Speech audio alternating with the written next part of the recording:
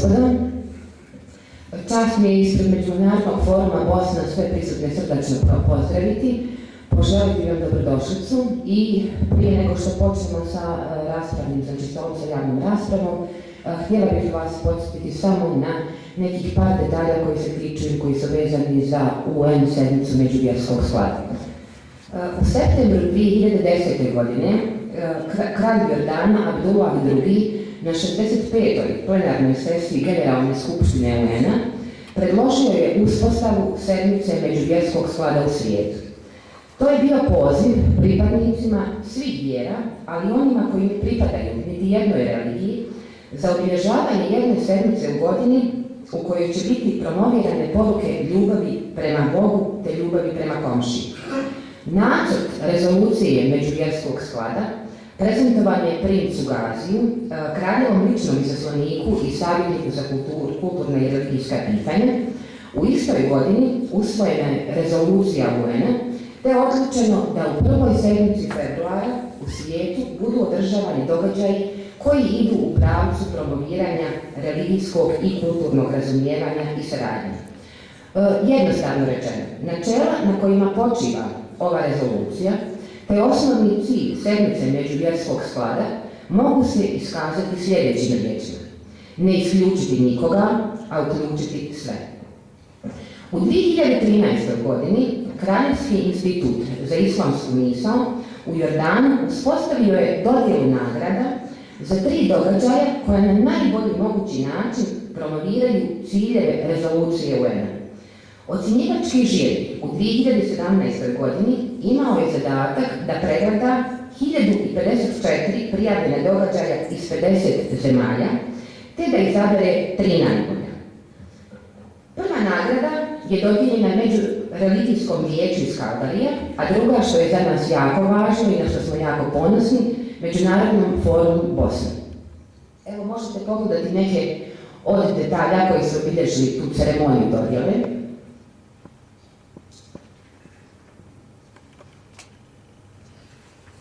To je bio program Međunarodnog foruma Bosne za 2017. godinu, kao što vidite iz materijala koji je na prezentaciji prikazan.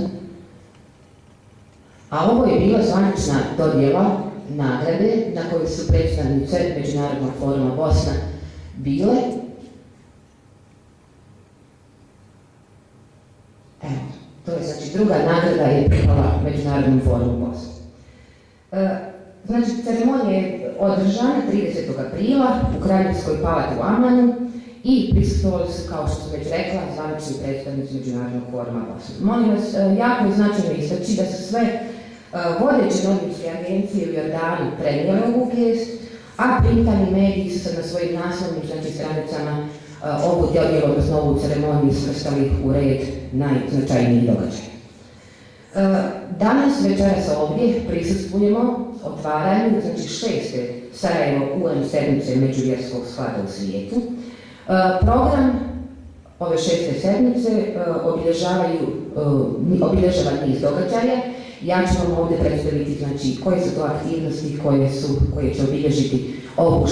sedmicu UN međuvjerskog sklada.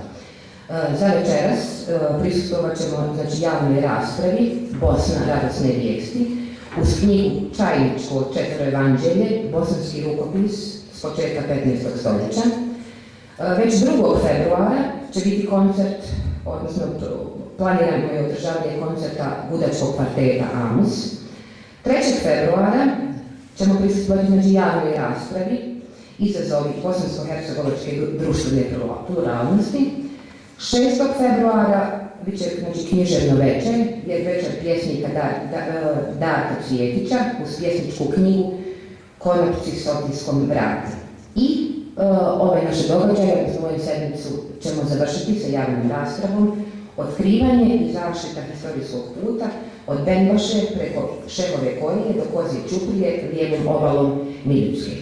Znači, jako, kao što ste mogli čuti, znači, bogat program Međunarodnog foruma Bosna u okviru obilježavanja 6. sedmice, 6. Sarajevo UN sedmice međuvjerskog sklada. Sa ovim kratkim, znači, upoznavanjem, ja svečano, znači, otvaram u ime Međunarodnog foruma Bosna, znači, 6. Sarajevo UN sedmicu međuvjerskog sklada i pozivam gospodina Nerina Gizdara da moderira večerašnju javnu raspravu. Hvala lijepo.